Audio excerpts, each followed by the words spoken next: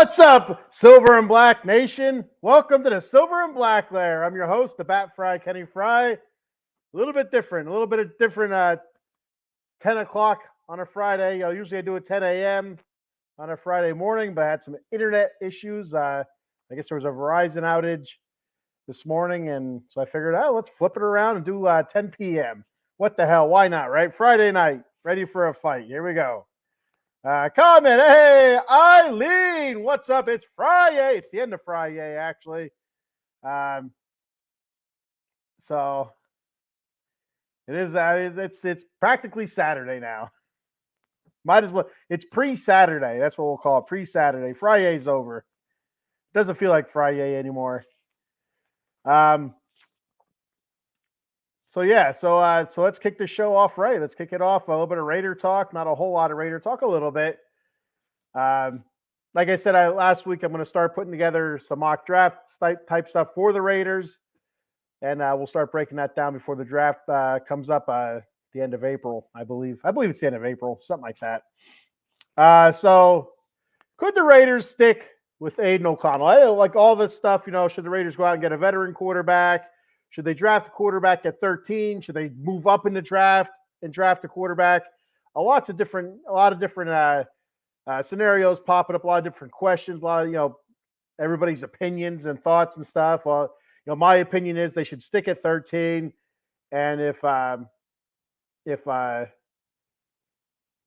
kid from Oregon, whose name Bo Nix, Bo Nix happens to be there, take Bo Nix. If he's gone, and you have Penix there, take Penix. Besides those two guys at 13, if any of those earlier guys, like you have Caleb Williams or the kid from LSU, if for some reason, whatever, it wouldn't make sense why they would, dropped back, then maybe take them, but I don't see that they'll be gone 1-2 or somewhere in the top 3. I think a lot of people are hyping up Derek May out of, I believe, North Carolina. So, is he an early round pick? I'm not sure. I really don't know. I don't watch a whole lot of college football. Just a lot of stuff that I hear and read and see and stuff like that through the interwebs. And if besides Bo Nix and Penix at 13, I don't. If the Raiders feel like Caleb Williams is a can't miss quarterback, or the kid from LSU, Jaden Daniels. I don't know why I can't remember that name. They believe like he's a can't miss. That's the next 12 years franchise quarterback is going to take them to multiple Super Bowls or make them a winner right away. Then they should absolutely go up there and trade ahead. But if there's any doubt, in their mind, I don't see why you'd want to trade away, mortgage your future. To pick one of these guys up if you have doubt. If you don't have doubt, like I said, if you feel like Jaden Daniels is your guy, trade up to 1, 2, or 3 if you can. If that means giving up, the next 3 years worth of first round picks, this year, 2025 and 2026, then so be it. If that means the Raiders are back on the winning track, playoffs every year, Super Bowls, advancing in playoffs, whatever, then so be it. It's to get your franchise quarterback is so hard to get that franchise quarterback that sometimes you got to give up a lot to get that. So, with that being said, if they have any doubt, stick at 13. Draft a Bo Nix, or a Michael Penix. But a lot of the talk, recently that I've been seeing, on X or Google. Google News that AP is very high on Aiden O'Connell. So with that being said, what's AP thinking? Is AP thinking, let's stick with Aiden O'Connell, give him a chance and go from there, see what he does with a full off season, try to refine his game, add a little bit of scrambling in there, where you work on the scrambling, work on the when to run, when not to run, and I think if Aiden O'Connell can figure out the pocket better pocket presence, when to step up, when to get the hell out of there, when to throw it away, all that good stuff, I think he'll be fine. You don't need a running quarterback to win games. Running quarterbacks do get hurt a lot. So just look at the MVP Baltimore. I can't think of I can't think of his name right now. Jesus Christ, I'm all frazzled right now. Lamar Jackson. I look at Lamar Jackson. He's been hurt multiple times throughout his career already. So I mean, it's, just because you're a running quarterback, you look at Patrick Mahomes. He's a good scrambler. He's I wouldn't call him your prototypical running quarterback. He's not run first and pass second. He's back there. He'll move around in the pocket. Great, sideline to sideline. He's looking to get the ball downfield. But when it's needed, he will take that 15, 20 yards and get upfield. So, but he doesn't put himself in harm's way. Whereas Lamar Jackson, Hurts in Philadelphia, those guys, they take a pounding, because it's run, run, run, run, run. They're getting beat on. They're getting hit. So is there a chance the Raiders stick with AOC? Because he has the arm talent. He absolutely has the arm talent. He's not stupid by any stretch of the imagination. He can make the play. He can make the throws. He can make the smart plays. Does he get himself in trouble sometimes trying to squeeze the ball into tight spaces or into the wrong spaces? Yes, but then again, he was also a rookie. So, you kind of, with rookies, you kind of give that a little bit. A couple more comments here. Paul Spencer says, no Knicks or J.J. McCarthy. They're not pro-ready. I honestly don't think there's a proven franchise quarterback. Williams, Derek May, Jaden Daniels, Michael Penix. And so the Bo Nix, I feel like he's progressed so much. I mean, was that because of the offense that he was in, the system that he was in? I'm not sure, because in Auburn, not all that great. In Oregon, awesome. So I don't know if that means he's pro-ready or not. The J.J. McCarthy one's really curious. Like, there's some people that are super high on J.J. McCarthy from Michigan, and there's some people that are really down on him. He was in a pro system. He did what was asked of him. He didn't make many mistakes. He made the throws when he had to. I mean, I don't know. He was in a running offense. I would assume that the Raiders, with their hiring of the offensive coordinator, if they're looking to run the ball more. He was a running offensive coordinator with Chicago. So is that the type of quarterback that we're looking for? Somebody to hand the ball off, 30 times and pass the ball 25 times? I don't know. That'd be up J.J. McCarthy's alley right there, but that'd also be right up Aiden O'Connell's alley. Most people are high on Caleb Williams because he seems to be like the total package. It seems like a douchebag, but talent-wise, seems like the total package. And Jaden Daniels, you see the passing yards and you see the rushing yards. 1,000 yards rushing, and I don't know what it was, 3,000 or 4,000 yards passing, whatever it was.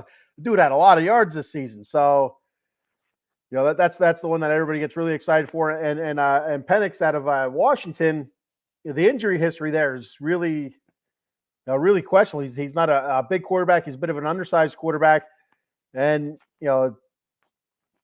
doesn't absorb hits very well. So, and that's the one thing with the Raiders, potentially having to retool their offensive line that you can't really have. You can't have a quarterback that cannot take abuse, and that's the one thing Aiden O'Connell I thought did well. He did get hit a lot.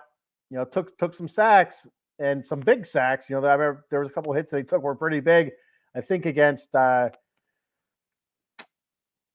it Kansas City maybe? But he was able to sticks it out. He's right in there and gets up, dusts himself off, and back in the huddle. Let's go. So they're not pro ready. Lamar Jackson, I couldn't remember his name. For some reason, I kept thinking Jamal Lewis, freaking running back for the Ravens. Jamal Lewis just kept popping. It's like, it's not Jamal Lewis' head. Stop, Brain. You're messing with me. Spencer says 6 years in college, Pac-12. He's practically a doctor right now, all the years in college. Doesn't play defense, made him look good. McCarthy is a hell of a game manager, needs that offensive line and run-heavy offense.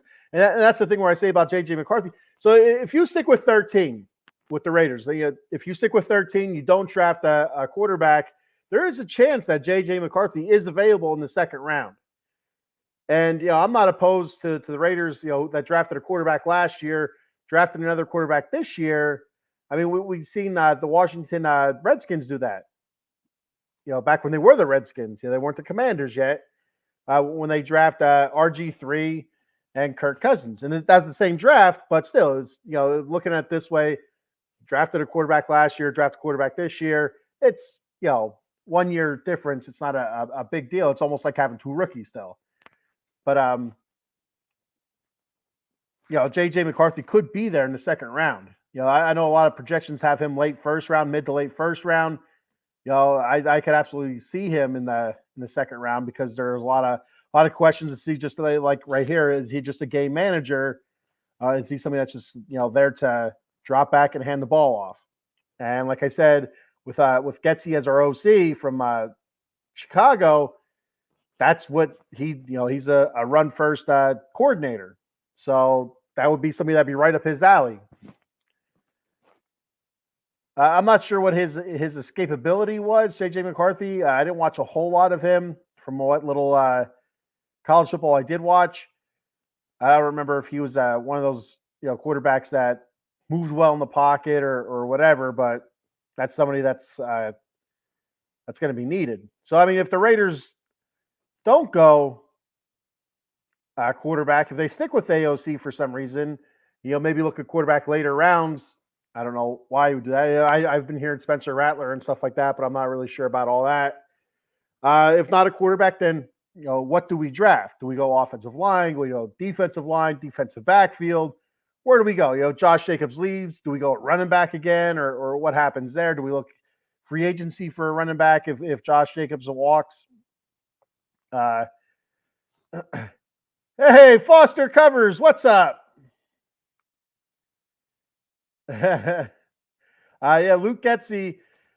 I mean, so before he was brought on as the OC, that's one of the guys that I broke down before the whole debacle with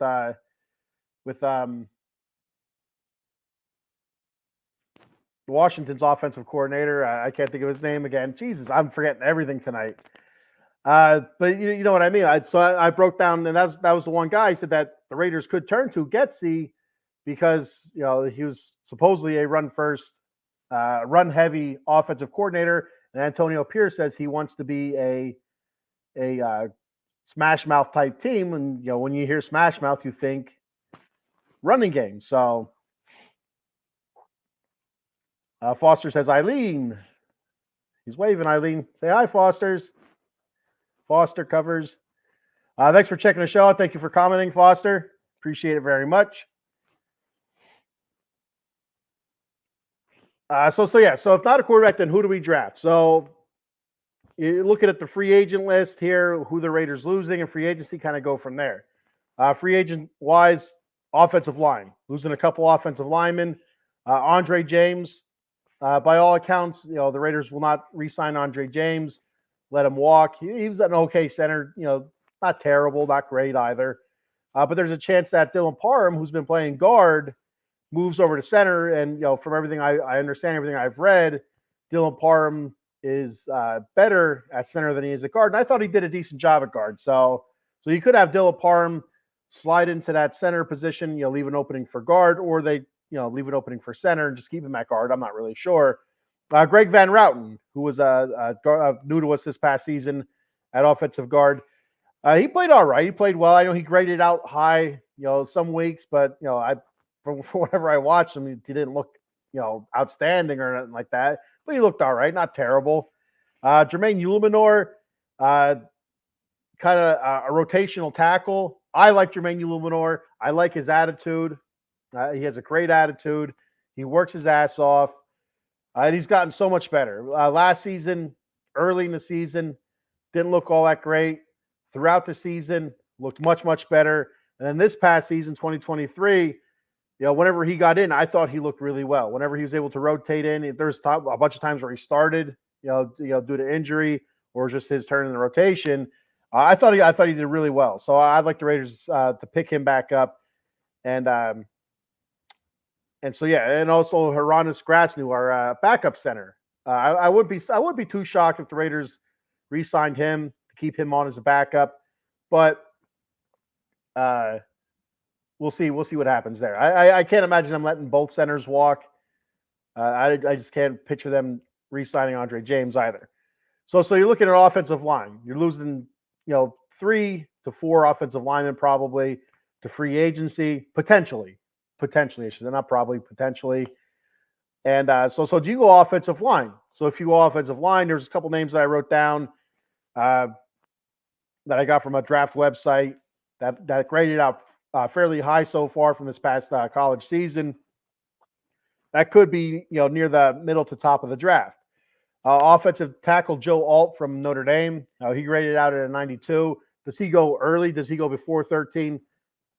Not really sure without knowing what the other team's needs are. Offensive tackle Fashanu from Penn State. He graded out an 89.9. Center, the highest rated center was Jackson Powers Johnson, which is a fantastic name. That's a lot of fun to say. Jackson Powers Johnson. It sounds like a law firm. The law firm of Jackson Powers Johnson. Yeah, it sounds like a law firm. He was the highest rated center on this particular website, 86.1.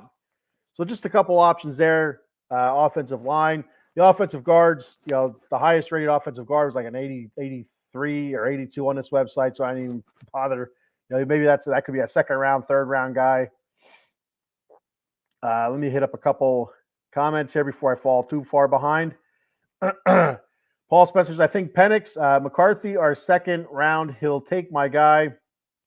I think Penix, McCarthy, our second round. He'll take my guy. 6-year quarterback Sam Hartman in the 5th round. Spencer Rattler sucks. Love the name though. Yeah, and I'm not again. I not a lot of college football in my my viewing, but Spencer Rattler, I'm like I don't know. I thought he wasn't an overly great quarterback, but I've seen his name pop up a couple times. That's somebody that could be there late round. But if the Raiders do draft a quarterback, I just can't imagine it being past the 2nd round, especially, Aiden O'Connell was a later round draft pick. I could see them doing that 2 years in a row. Yeah. So if they're going to do if they're going to draft a quarterback, it's going to be 1st or 2nd round. And more than likely it would be the 1st round if they do draft a quarterback. At least that's my thought on it. That's my opinion on it. Foster says, Getsy got a raw deal here. Our talent for his first year and a half was poor and no continuity till later in the season. And so I talked about that last week, Foster's. If you remember, it seemed like the run offense was ranked 1st and 2nd the last 2 years. A lot of that was due to Justin Fields.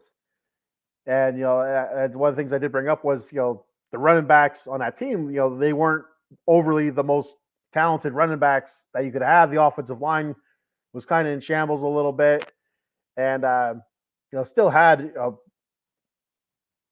pretty decent numbers.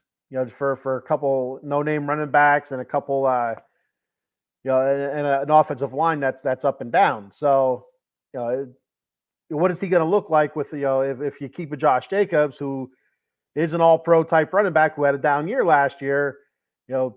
If the Raiders re-sign Josh Jacobs, what would his offense look like with him running the ball? Get that offensive line retooled, which the Raiders have plenty of cap space to do.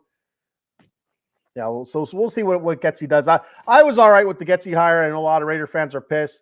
They wanted I still can't remember his name. I was trying to see if I could will it into my head there. But I still can't remember his name. I'm going to remember it before this day's out. I'm going to remember the name. I don't want any help either. Don't send me any help. I'm going to remember that damn name. I'm thinking about it, and it's messing with my head. Paul says, Foster, we need to get together on a show. Reach out to me. So there you go, Foster. Reach out to Paul. For those of you that don't know, I know last week on my show, The Silver and Black Lair last Saturday, I mentioned that Foster does a Bears show. So if any Bear fans out there, check Foster out. Foster, if you want to throw out your handles again, I don't remember what they are. Foster says, are we friends on X? I think that's to Paul. And Paul says, we got a conversation here. Paul says, Talisi Fagua, offensive tackle, Oregon State, is nasty. 6'6", 345. That's a big man. That's terrifying.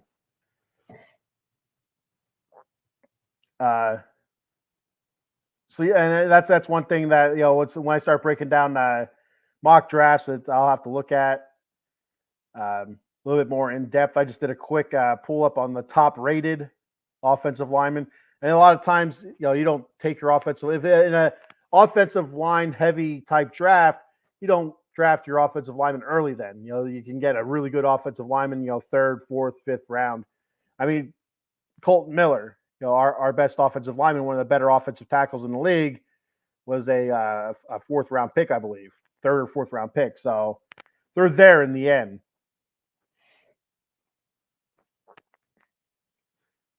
Foster said we did good, 4 inconsistent line play, a rookie, and an injury riddled backfield. Yeah, and they still put up really, really good numbers. So.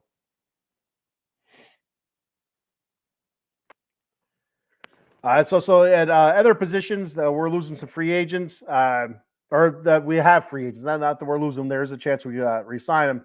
Amik Robertson, cornerback. So that's kind of a big one there. I do think that they'll go out there and re-sign Amik, but our cornerback play could still use some depth, some help there. So a couple cornerbacks that were rated pretty high on this website. Cooper DeJean from Iowa, rated 89.3. Nate Wiggins from Clemson, 88.8, and a safety, Tyler Nubia from Minnesota, 87.3. So those are a couple highly rated defensive backs. Again, until I break it down, I'm just putting them out there. Also a couple defensive linemen, which is a big one because we're not going to keep all these guys. John Jenkins, who I thought had a pretty decent season. Adam Butler. Also, I thought had a good season, and Bilal Nichols. All three of those guys I thought got better as the season went on, especially after Antonio Pierce took over as the interim coach. I felt like those three guys really stepped up. The run defense got better. It still wasn't great, but it got much, much better. And they started getting a lot more pressure from up the middle on passing downs. So, especially Adam Butler and John Jenkins. Bilal Nichols is more of your prototypical run stuffer. He's a bigger, rounder fella. But Adam Butler and John Jenkins, I thought, did a really good job getting pressure up the middle. So, so looking at a couple defensive tackles that were rated high, Devondre Sweat from Texas, 85.9, and Jerzon Newton from Illinois, 89.5. Now, just to throw some names out there, that could be there at 13. And so me personally, if the Raiders don't draft a quarterback again, which I do think they will, I think they will draft a quarterback at 13 or move up in the draft. I think if they don't, I would expect them to go defense. With Antonio Pierce being a defensive head coach, first draft, I wouldn't be surprised if they went defense. But we'll see. We'll see what happens. Now, there are a lot of different voices in that room with a bunch of new voices. New head coach, new GM, new offensive coordinator, all that good stuff. So we'll see what happens. But I do think they'll go quarterback. But just a what if type scenario. All right. So moving on here to some LA Kings talk. Like I said, I'm not a whole lot of Raiders today. Not until I start breaking down start doing mock drafts for them and stuff like that for the rounds and stuff. It should be a little bit more heftier than. All right, so looking back to the Kings versus Pittsburgh, the Penguins last Sunday, they came off that great win against Boston on Saturday. A high energy, intense win against Boston with that overtime win. Brand Clark with the game-winning goal coming out of the penalty box. It was really a highly emotional. So they're playing back-to-back days because that was Saturday. Then they're going down to Pittsburgh and playing in Pittsburgh on a Sunday. Happens to be Jaromir Jagr Day. I know Paul sold his tickets, for that. Pretty nice Profit. Sip of iced tea for the working man. Yeah. All right. So, like I said, Kings coming off a back-to-back. Yammer Yager night, so highly emotional for the Penguins. Pretty cool. They all came out wearing the 68 jersey for the pre-skate, all wearing the mullet wigs. Even Yager went out for the pre-game skate, which I thought was pretty cool. He's still playing in his country. I don't know. I think is he from? I don't know if he's from Czechoslovakia or somewhere in that area, that region there. And so he came out. He was skating as well. I thought that was pretty cool. He looks great for being 110, and he probably could still play in the NHL. He wouldn't probably produce all that much, but he could probably still play. I wouldn't doubt it. Hockey's the man's life. So the Kings go out there and they fought hard, they played tough, and they got the win 2-1. It was actually surprising. I thought with all that stuff, being the back-to-back, being a highly emotional night with the jersey number retirement of Yager. The place was going to be packed. It was going to be rowdy, raucous. But the Kings were able to pull it out, a gritty win. First period, you had Crosby, Sidney. I don't know if they call him Sid the Kid anymore because he's kind of, an elder statesman now. But he scored his 31st goal, still producing. Power play goal, assisted by Erik Karlsson and Russ. That put Pittsburgh up 1-0. Going into the second period, nothing. Stalemate. Both teams back and forth. Both teams plenty of chances throughout the game, throughout the second period. Some pretty good back checking, if I remember correctly, for the Kings. Able to get the puck out of deep in our zone. Getting it back up across ice. So doing a great job there, and stalling out Pittsburgh's attacks and stuff. Especially in the second period. If I remember correctly, there were a couple pushes by Pittsburgh. The Kings were able to come out and pretty much stall them. Not letting a whole lot of shots get through. A lot of blocked shots. I felt like really clogging up the lanes. So we go to the third period.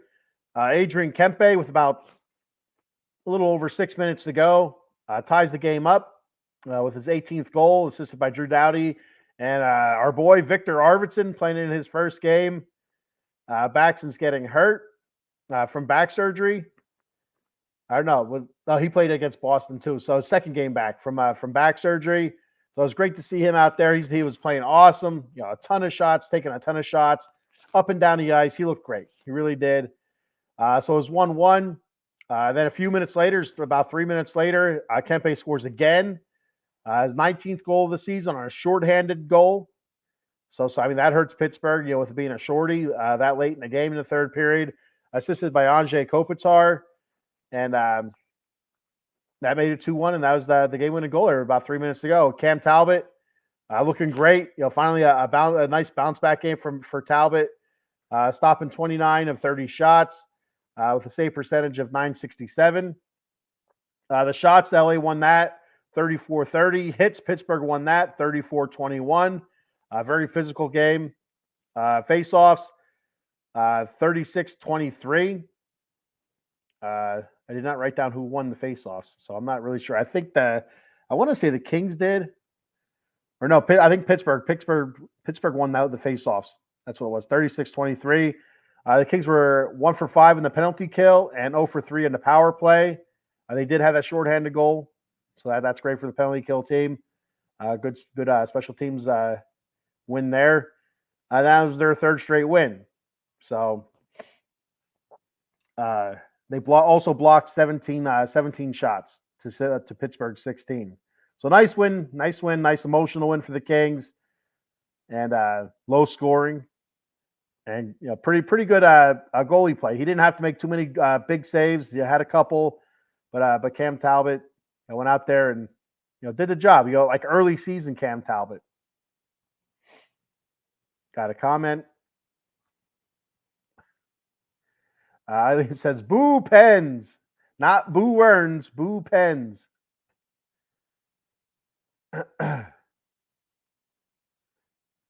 So then a couple nights later, the Kings are home. They played the Columbus Blue Jackets And this was an ugly game for a couple different reasons. Score and the Kings play early on. So early on in the game, about 17 seconds into Victor Arvidsson's shift, just back for a couple of games, he gets hurt. Has to skate off. I think it was a non-contact injury. I turned it on late, so I missed it. I just, the announcers were talking about Arvidsson being hurt. Like, oh no, just got him back. Everything, he looked great. Like I said, was moving up and down the ice, terrific. A ton of shots he was taking, which is great. Out, lower body injury. He's on the IL, so who knows? They don't give you a whole lot of information in the NHL as to what the injuries are. I tried looking it up. Everything I get, it says lower body. So whatever the hell that means. Hopefully it's not his back again. Just had it repaired and just coming back from it. So hopefully it's not that. But anyway, first period, absolutely ugly. Blue Jackets looked like the better team, looked like they wanted it more. Kings looked sluggish. But we ended the first period with up 1-0 with a Quentin Byfield goal. And was it ever a goal? I mean, what a fantastic goal by Quentin Byfield off the face-off. It was in our defensive zone. Face-off one, I think it was, I want to say it was Dubois was in the face-off circle. I could be wrong. Byfield like a rocket.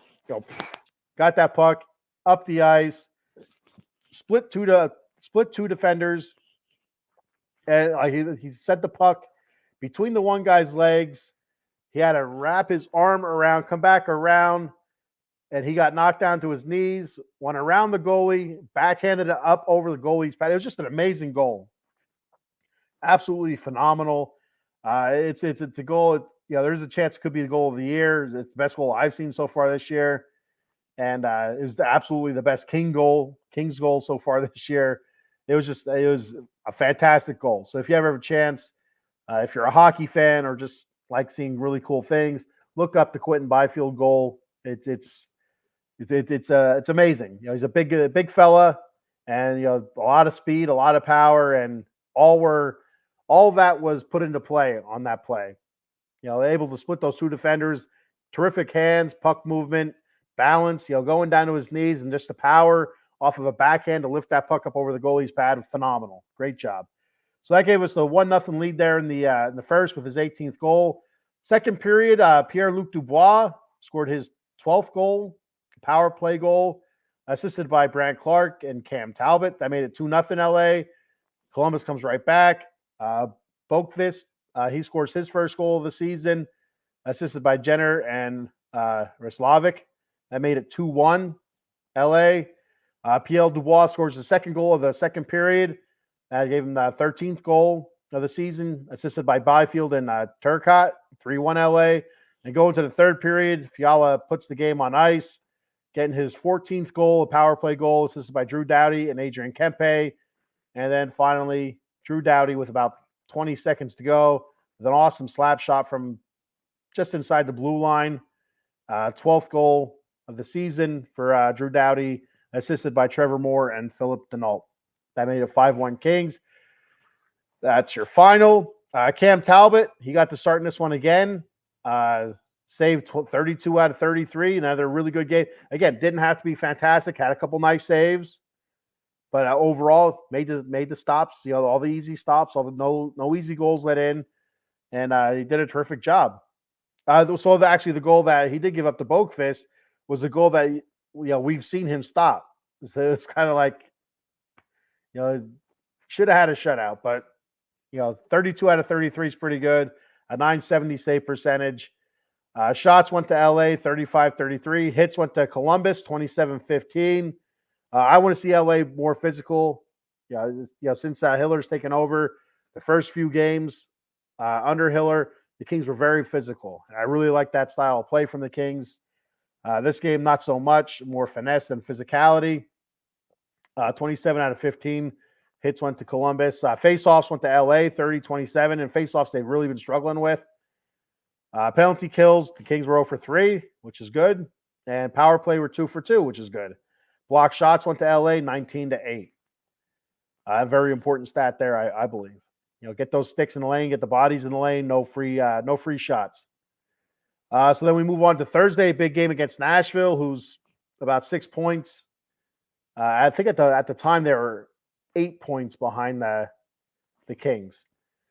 So Thursday, Nashville came to Los Angeles, and we unfortunately dropped that one. So we had a nice road trip before that. 3-1 on the road trip before we came home to face Columbus. I wanted to mention that, but I forgot. So we win the first game against Columbus at home. Next game at home against Nashville, we dropped that one 4-1. First period, Trennan scored for Nashville, 9th goal, assisted by Sissons and McDonough. Fiala came back with a power play goal, and that was his 15th of the season, assisted by Kopitar. Kempe made it 1-1 in the first period. A really nice power play goal for Kempe. They broke it down really nice on the Kings. I think it was the Kings. No, it was the ESPN broadcast, ESPN Plus. You can see just a void left open by Nashville right up the middle. Kempe was able to just kind of float right up through the middle there, get close enough, and just wrist it right over the goalie's glove. I believe. I think it was over his glove, and the goalie didn't have a chance. Kempe Fiala got that close. There was no shot. Second period, Jankowski scores for Nashville, which is your game-winning goal as the second of the season, assisted by Evangelista and Novak. And then a couple empty netters in the third period.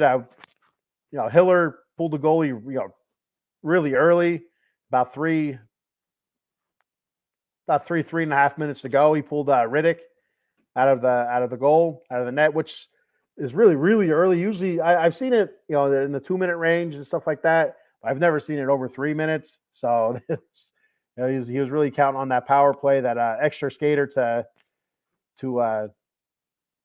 give us a shot, and it just wasn't going to happen.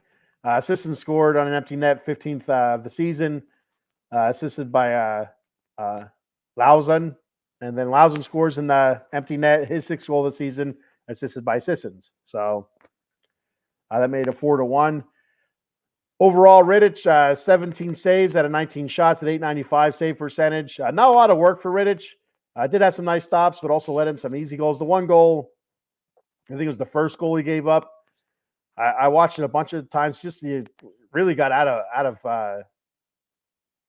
of position.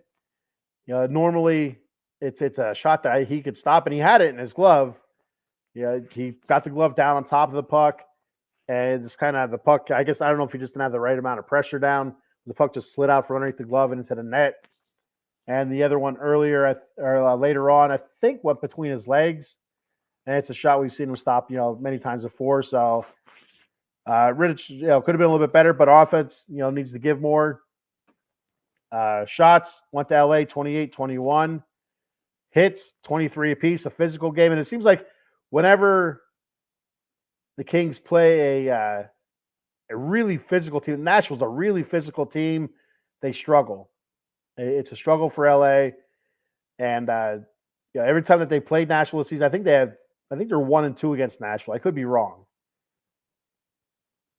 Yeah, I think they're 1-2. But every time it's a nasty. I didn't change a thing. It was a nasty, drag them out, rough them up type of game. And Kings don't do well in that. They don't get down and dirty in the nitty gritty, but they have to. They have to learn how to do that. And so the Nashville kind of wore them down. You can see that the Kings just starting to slow up a little bit, especially in the third period, and just couldn't really get anything going. I mean, you got to give credit also to the Predators goalie, whose name I cannot think of right now. Is it Ulsh? Or something like that. It's something similar to that. Not quite, though. Is Oslo, I think? It doesn't matter. It doesn't matter what it is. He was fantastic. He did make a lot of terrific saves, but nothing. The Kings could not get anything close besides that Fiala goal. everything was fairly deep shots, fairly long shots. Out going closer to the blue line than towards the net. And if the Kings, when they get into these physical games with teams like this, they got to be able to work more towards the net, have that big presence there. That's one thing where I thought Quentin Byfield has done a great job. Is his physical presence offensively in front of the net. Just unfortunately against the Predators, we just couldn't get anybody in front of the net to create havoc and to create blind spots for the goalie, to kind of block the goalie and stuff. But everything was deep. We just could not work our way in. We were pushed around, bullied a little bit. So need to work on that. LA won the faceoffs 31-24. Penalty kill, again, very good job. 0 for 3. Power play, 1 for 3. It was a 5-on-3 that we scored. Fiala scored that power play. You should score on those. Block shots went to Nashville, 18. Block shots to LA's 12. And no open lanes for the Kings. Nothing created. So that's what happens. One good thing from that game, Blake Lizotte returned. And I thought he played well. He looked good. He had about like 9.5 minutes or so of 5-on-5 time, and then almost 2 minutes on I think it was the power play. So he got about 11 minutes on time on ice as I think it was the third line center. It looked good. I don't think he had any shots on goal. But he skated well. He was a pest out there, which is what we need Lizotte for. He's a pest. He's a hustler, and he's very very important to this team. So it's great to see him back. It would have been great to see Lizotte and Arvidsson back, but now Arvidsson's back out. So it is what it is. So overall, not a bad week for the Kings. Win against Pittsburgh, win against Columbus. And then the loss against Nashville. It would have been nice to have that win against Nashville, especially with them right behind us in the wild card standings. But it is what it is. Got a comment before I move on. Eileen says, "Do you expect the Kings to make any deals at the trade deadline?" Not really. No. If there is anything, maybe something for another goalie. But where they're kind of hamstrung with the salary cap. I'm not sure how much they have, but I think they're at zero. They're very close to zero with salary cap space. So there's not a whole lot they can do. There's a couple guys that they can move that they've been talking about moving. Arthur Kaliev, his name pops up a lot. They're talking, I guess, not really trading PL Dubois, the guy who just traded for 8 years, $88 million or whatever the hell it is. But there is talk about if they release him by a certain point in the offseason, they could save all that cap money. I don't know much about it, but I have heard that. But yeah, trading Kaliev, some of our prospects like a Turcotte, who's been playing a lot, has a long history of injuries, but seems to be staying healthy. He's been getting a decent amount of playing time with the Kings the last week or two due to injuries and stuff like that. And he hasn't been playing bad. Hasn't been playing great either. So, but his name has popped up a couple times. Potential trade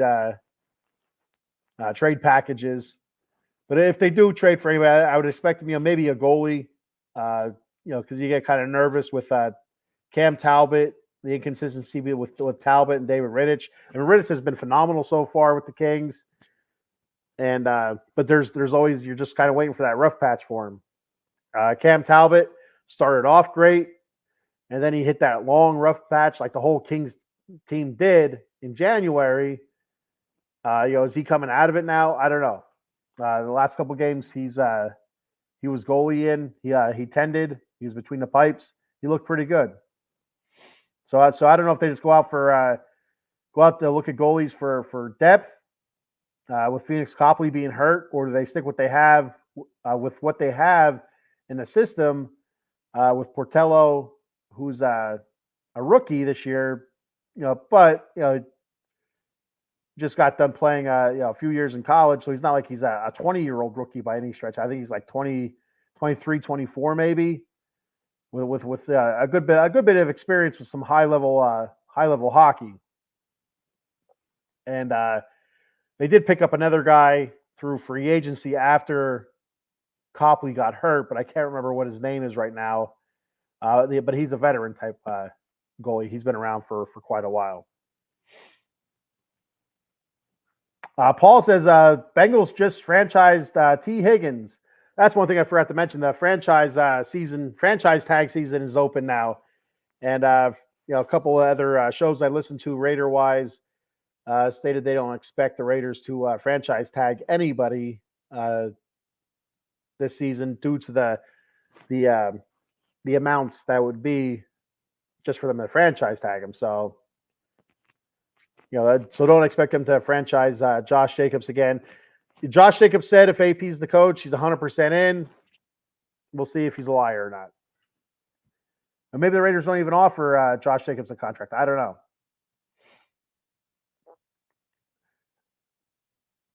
Edgerrin Cooper is a steal at linebacker from Texas A&M. I want him for Dallas next to Overshown next year. I seen Edgerrin. I thought you were going to say Edgerrin James. Like, what the hell is Edgerrin James linebacker? But Edgerrin Cooper. The Raiders are all right at linebacker. But I mean, it wouldn't hurt to have another stud there. But I felt like their linebackers played really well last season. So I wouldn't expect the Raiders to go linebacker. If anything, I'd defensive line. Offensive line is really where I think I would see, besides quarterback, where I would see the Raiders go.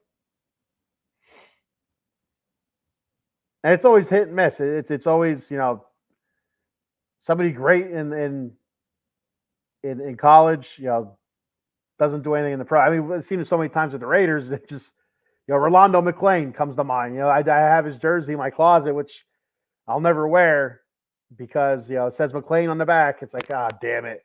I thought he was a sure thing. Looked fantastic at Alabama. There's no way he can miss.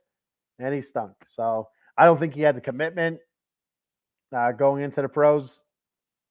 In college, he was just that talented, that good, and was able to overcome any kind of flaws that he had. But once you get to the pros, everybody's, just as good, if not better than you. Everybody, even the third stringers. So, all of his flaws showed up. It is what it is. Your Kings ruined Yager Day. Sold your tickets, and that's what I said when I first started talking about the Penguins. I said you had a nice profit with your reselling your tickets for Yager night. Like I said, it was pretty cool seeing Yager out there skating around. It was cool seeing Yager and Lemieux shaking hands and talking to one another. They were pretty big back in the 90s. And, great, one of the great tandems of all time. I used to argue with the one kid in school all the time because I was a Kings fan and he was a Penguins fan. Who was better, Wayne Gretzky or Mario Lemieux? And, he always had the argument, well, if Lemieux didn't get hurt, if. I don't know if I remember I think for some reason I feel like Lemieux had like some sort of disease or something like that where he missed a bunch of time but I can't remember what it was. And that was always his argument. If Lemieux wasn't sick or whatever, he'd be better than Gretzky. So he couldn't hold a candle to Gretzky and go back and forth on that all the time. So moving on to the 3 stars of the week. My number 3 star, Cam Talbot. This past week, he was 2-0-0, 2 wins, no losses, no overtime losses. Saved 61 shots out of 60, had 61 saves out of 63 shots for a .968 save percentage. Looking like his old self, so that's good. I like to see that. Nice bounce back after the debacle in Buffalo. Number 2 star of the week, Pierre-Luc Dubois. 2 goals and 2 points. I mean, it doesn't seem like a lot. I could have went with a couple other guys. If Fiala had a pretty good week. But I really, Pierre Dubois is playing much, much better since Hiller took over. He's playing faster. He's playing more physical, more intensity, and starting to show up on the score sheet. So that's good. It's not showing up in the plus minus. Against Pittsburgh, he was at a 0. Against Columbus, he was at a +2. But then against Nashville, he was a -2. So still not gaining any ground on that plus minus. And if you're not sure what plus minus is, if you're new to the show or new to hockey, plus minus is when you're on the ice and your team scores a goal, you get a plus. If you're on the ice and your team gives up a goal, you get a minus. So there you go. And their number one star of the week for me is Adrian Kempe. 2 goals, 2 assists for 4 points. He also had 14 shots. I really like what Adrian Kempe has done this past week, past week and a half, 2 weeks. He's starting to heat up a little bit. He's a very streaky type player. Once he gets rolling, watch out. It happened last season. I feel like it was right after the All-Star break last season. The Kings got really, really hot for a few weeks stretch, and Kempe was just on fire, goal after goal, tons of assists. And so hopefully it's kind of getting back to that. I like him taking a lot of shots against Nashville. 7 shots he took. I thought that was fantastic. So good to see him starting to ramp up a little bit. Those are my 3 stars of the week: Cam Talbot, Pierre-Luc Dubois, and Adrian Kempe. I got a comment here before I move on to the next topic. Plays for his own professional team in Czech called Kladno. Yeah, he's like 50 some years old. I don't know if he's 50, 52, something like that. He's over 50 years old, or at 50 or over 50. So it's amazing. It really is. And he looks every bit of 50 now. So the mullet's gone. The hair is gray. A little bit of a bald spot on top. But he looks in phenomenal shape. Kick my ass.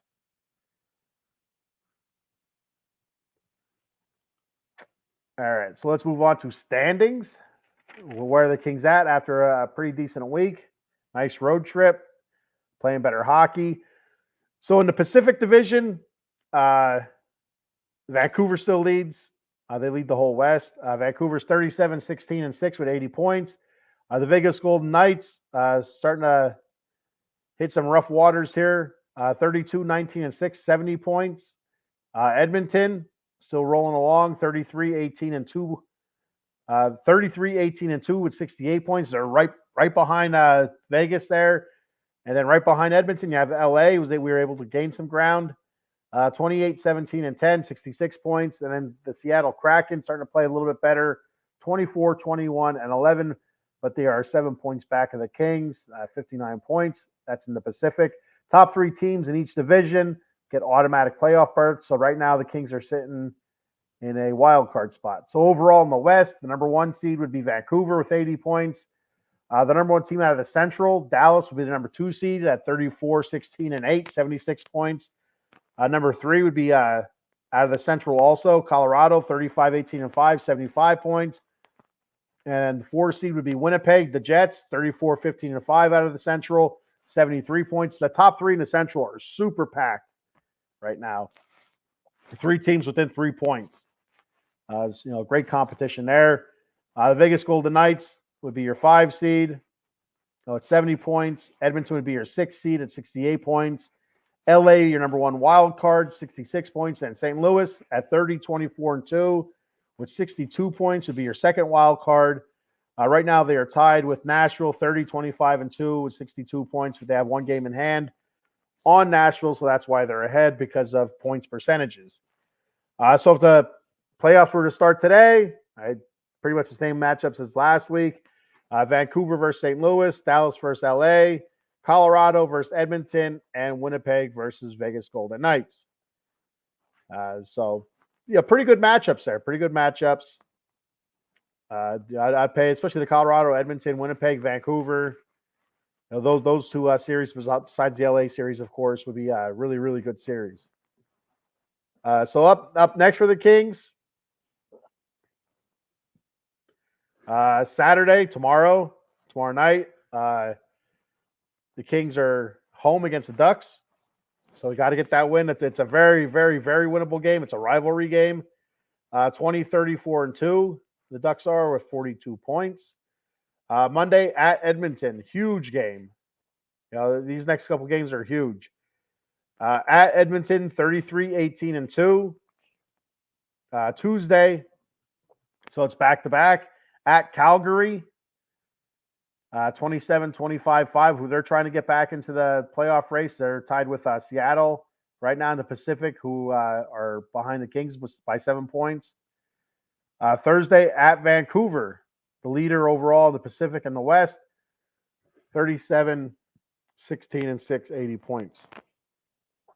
So it's going to be a big week next week. Some really big games there, and then the Kings have a couple days off after that Vancouver game. They won't play again until March 3rd. So, yeah, if they can get, if they go 3-1, that'd be awesome. But I think if they split, getting a win against Edmonton and the Ducks, or Edmonton and Calgary, you got to get a win against the Ducks. You have to beat the Ducks. So if they can go 3-1, that'd be awesome. I really want to see them beat Edmonton. That's the biggest one. Very heated rivalry. The last time we played Edmonton was right after the All-Star break. We beat them 4-0, and Connor McDavid was very heated, very super pissed. During that game, breaking his stick over the wall by the bench. Just getting a shutout against them is just amazing. Uber offensively talented team. The Kings came out. They played more physical. They played faster. Granted, it was off of the second game off of back-to-back for the Oilers, but oh well, it is what it is. Got a comment from our boy Paul. It says, I need you to streaming to 5 a.m. to keep me awake, to stay up to watch some event in Austria. That's where our truth is. Our truth is going to perform in Austria. He's talking about the Elimination Chamber, which is in Perth, Australia. And the event, the PLE, the Premium Live event, starts at 5 a.m. So actually the pre-show starts at 4 a.m., but the Premium Live event starts at 5 a.m. East Coast time.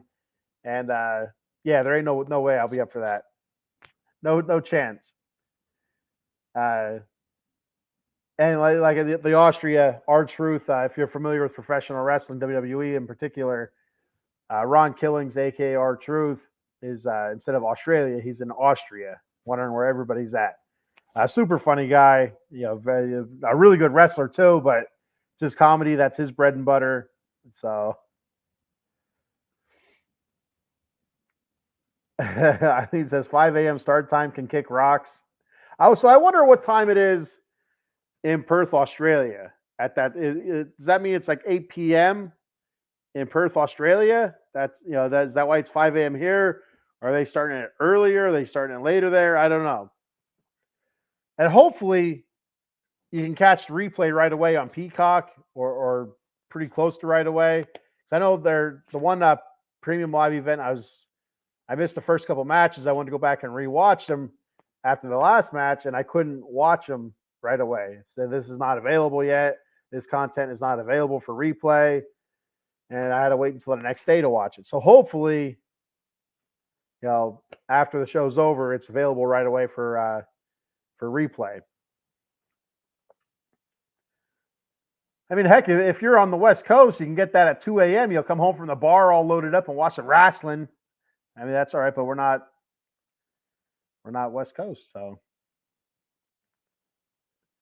it'd be 6 p.m. So why the hell they not start at 8 p.m. in Australia? That's what they do here. It's bullshit. They start at 8 p.m. It'd be 7 a.m. 7 a.m. on the East Coast. That's a little bit more doable. Yeah, I mean, granted, I still want to get up at 7 a.m. to watch wrestling, but you could if you wanted to. Yeah, Hawaii gets it 12 a.m. Yeah, there you go. That's what you should do, Eileen. You should, get yourself a plane ticket, fly to Hawaii to watch the Elimination Chamber, and just fly back. Later on in the day. There you go. Smart. Moving on to our final topic of the day, stats. So breaking down the stats for our top stats leaders. I'm not going to break down everybody. Adrian Kempe, 19 goals, 30 assists, 49 points. He's tied for the lead in assists, and he's the leader in points. He's also at a +9. Anze Kopitar, 17 goals, 29 assists, 46 points. He's at a +8. Kevin Fiala, 15 goals. He's tied for the lead in assists with 30, with 40, and he has 45 points. He's at a -7. That's a little bit rough there for Kevin Fiala. Quentin Byfield, 18 goals, 24 assists, 42 points. He's at a +16. He leads the team in plus-minus. Trevor Moore, 21 goals, 16 assists, 37 points, +2. He leads the team in goals with 21. Philip Denault, 10 goals, 22 assists, 32 points, +5. Drew Doughty leads defenseman in goals, assists, and points. 12 goals, 19 assists, and 31 points. He's at a +11. And Pierre-Luc Dubois, 13 goals, 13 assists, 26 points, a -16. And then you have Mikey Anderson leading all defensemen with a +14. I think he has one goal and 14 assists for 15 points. I could be wrong though. Cam Talbot, 16, 13, and 5 overall as goalie, 2.53 goals against, and a .913 save percentage. David Rittich, 8, 3, and 3, 8 wins, 3 losses, 3 overtime losses, 2.24 goals against per game, and a .918 save percentage. So not too bad there for both those two guys. Overall for the Kings, I'd really like to see Trevor Moore kind of shake off this slump that he's in. He hasn't scored in a while. Shake it off, start lighting the lamp a little bit. Same thing with Philip Denault. He's been getting a decent amount of assists in, but I'd like to see him lighting the lamp a little bit more. And have Pierre-Luc Dubois continue doing what he's doing. Continue playing fast, playing physical, with intensity, and continue being positive on a stat sheet. So, and then goalie wise, stay consistent. That's it. Stay consistent. I don't know if Rittich's the number one, is Talbot the number one? I feel like right now Rittich is the number one, even though Talbot was the all-star. So, who do we see? Do we see Rittich against the Ducks? And we see Rittich against the Oilers again? And then Talbot against Calgary? And then Rittich against Vancouver? I'm not sure how it's going to go, how the rotation is going to go. Or do we see Talbot against Ducks, then Rittich against, alternate, every other game? I don't know. We'll see what happens. I'm curious to see how that goes. All right, so before I get out of here, I'm going to go ahead and do our show sponsor reads. Attorney Big Al, Jason Fine, J Fine Law. You can reach Big Al at 1-800-HURT-123. That's 1-800-HURT-123. Jason Fine specializes in motor vehicle accidents, slip and falls, workman's comp, and personal injury claims. He has 3 office locations conveniently located throughout Pennsylvania and New Jersey. In the Garden State of New Jersey, the office is located on 3 Greensward Lane. The phone number there is 856-209-5258. That ain't the Steel City of Pittsburgh, Pennsylvania. The offices are located at 500 Grant Street, Suite 2900. The phone number there is 412-365-8151. Then in the city of Brotherly Love, Philadelphia, Pennsylvania, the office is located at 1628 JFK Boulevard, Suite 2120. The phone number there is 267-888-2980, or use that 1-800 number, which is 1-800-HURT-123. Big Al, attorney Jason Fine. Head on over to monkeycoldcoffee.com and get all your gourmet coffee needs. They have bourbon chocolate chip infused coffee, toasted coconut rum, the Sumatran medium roast blend. They also have Peru La Florida organic blend. And one of their newest flavors, the golden honey agave flavor, which is fantastic. All flavors are fantastic. You can also get barrel-aged honey in their swag shop. So if you're into that, go ahead and check that out. And also check out, their swag shop. They got T-shirts, mugs, tumblers, cold brew pitchers setup, which is super easy to use. So I recommend that very highly for you iced coffee or cold brew drinkers, which especially with summertime right around the corner, spring and summer right around the corner now. K-cup adapters, and don't forget your Paradise rum cake, which is very good, very moist. Moist cake is good cake. So at the checkout, at the register, use that promo code OOTB Sports for 10% off your order. That promo code, once again, is OOTB Sports for 10% off your order at monkeycoltcoffee.com.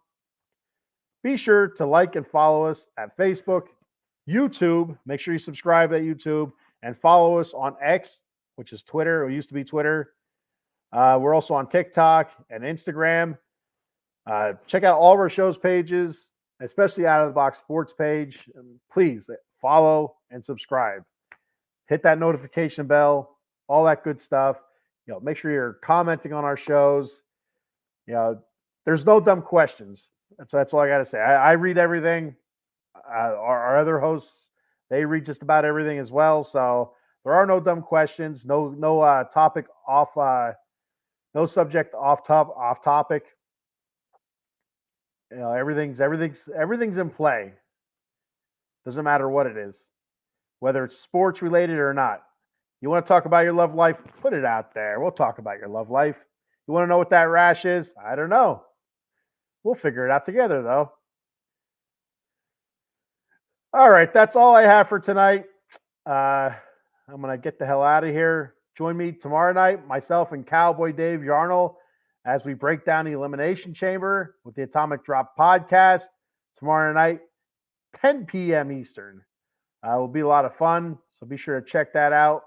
And like I said, please like, follow, subscribe, Out of the Box Sports Entertainment. I appreciate it very much. All the comments and all the follows and subscriptions.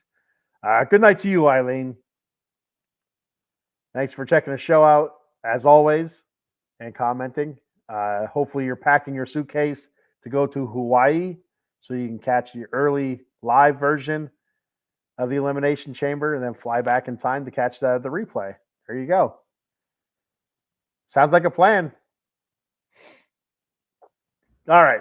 I'll see everybody later. Thank you for checking the show out. Thank you for commenting. Just win, baby. And go, Kings, go. See you later.